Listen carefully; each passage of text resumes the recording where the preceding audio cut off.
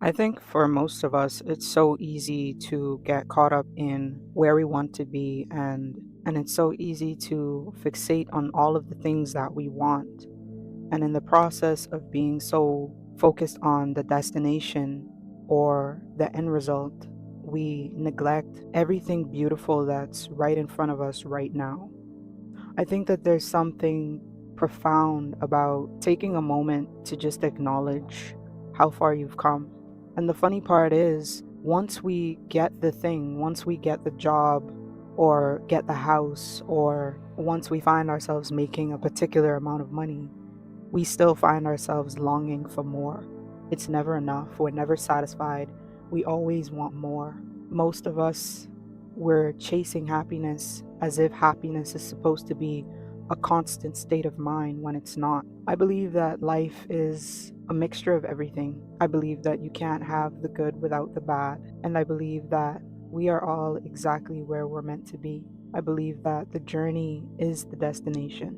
I believe that working towards who you want to be is the purpose of life. And what I find even more intriguing is that we're always in the process of becoming a different version of ourselves. I'm not the same version of myself that I was when I was 18. For reference, I'm 27. I'm not the same version of myself that I was when I was 25. In the past 2 years, I've learned a lot about people, I've learned a lot about myself. I've learned a lot about what I really want out of life, and I'm very aware of the likelihood that what I want out of life is going to change in time. But regardless of what version of yourself you currently are, I think it's important to understand what it takes to consciously become a better version of who you know today. So there's 3 steps that you can take to consciously become a better version of yourself. The first step is choice. Every single day you're presented with a block of time, 24 hours, and with every tiny decision that you make, you're actively choosing the new version of you that you'd like to become. It's not just the big dramatic choices, it's the little choices that you make consistently that contribute to an overall change in your narrative. It's choosing to read 10 pages of a book as opposed to scrolling on social media mindlessly for 2 hours nonstop. It's choosing to go for a walk when you feel stressed instead of bottling it all up. It's choosing to say that I'll try instead of saying I can't. It's choosing to truly listen to someone as they speak instead of just listening to respond. Now, I get it, none of these things on their own feel like anything life changing, but I think that you should approach yourself in the way that an artist approaches their work. It's one detail at a time. One stroke of white on a canvas can make a complete difference. You ever watch one of those videos where someone's painting a portrait of somebody and they add that little touch of white to the eyes? It makes the painting come alive somehow. The person that you'll be 5 years from now is built on the decisions that you're making today. The person that you are today is according to the decisions that you've made 5 years ago or the decisions that you've made in the past 2 years. The same day that you plant the seed is not the same day that you harvest the fruit. It takes time, it's compound interest. You are a product of all of the decisions that you've made in the past. The second step that you need to take to become the better version of yourself is to embrace the discomfort. The reality is that growth and comfort cannot coexist. Think of any time in your life that you had to go through a major change. Think of physical changes. Think of when a baby is teething. It's very uncomfortable, but it's necessary to experience that discomfort so that you can become more efficient. I love to use my gym analogies, right?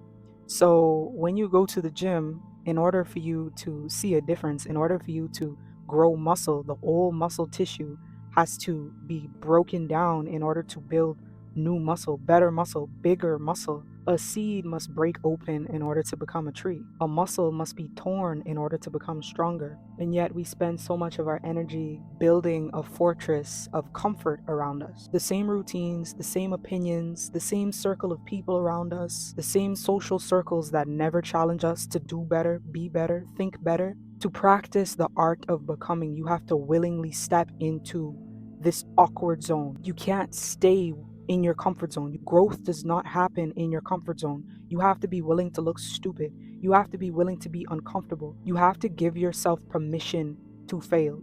You have to give yourself permission to be bad at something before you can become the master of something. This can look like you taking up a class and being an absolute beginner, a complete novice, knowing absolutely nothing about what the class is about, but you want to be someone that knows how to speak 3 different languages, or you want to be someone that's trained in physical defense, or you want to know how to build furniture from scratch.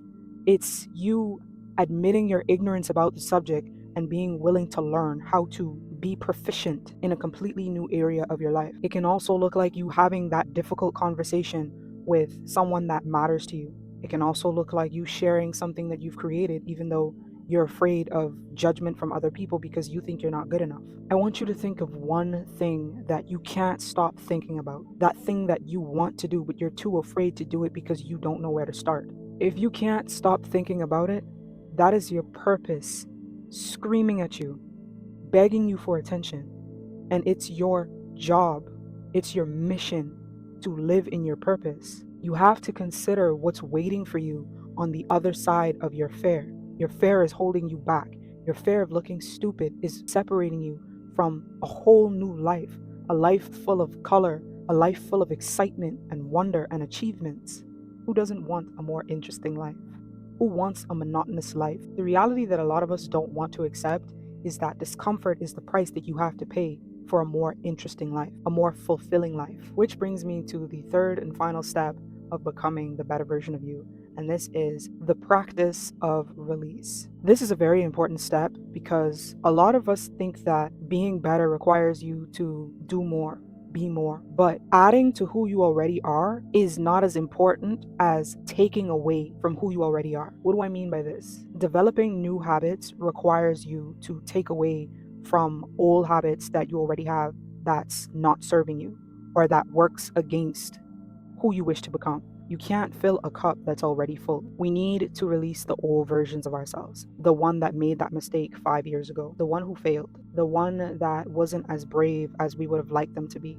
And then you also have to give yourself grace because the person that you were got you as far as you've come today. They did the best with what they had. They did as much as they could in that moment in time. So you need to thank that version of you. You need to thank them for the lessons that the old version of you has taught you, but more importantly, you need to learn how to let them go.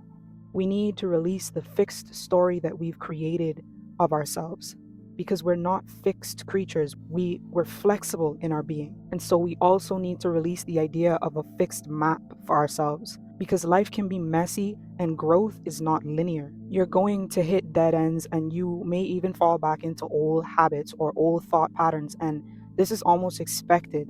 But what's most important is that your desire to become this better version of you needs to be stronger than your comfort zone.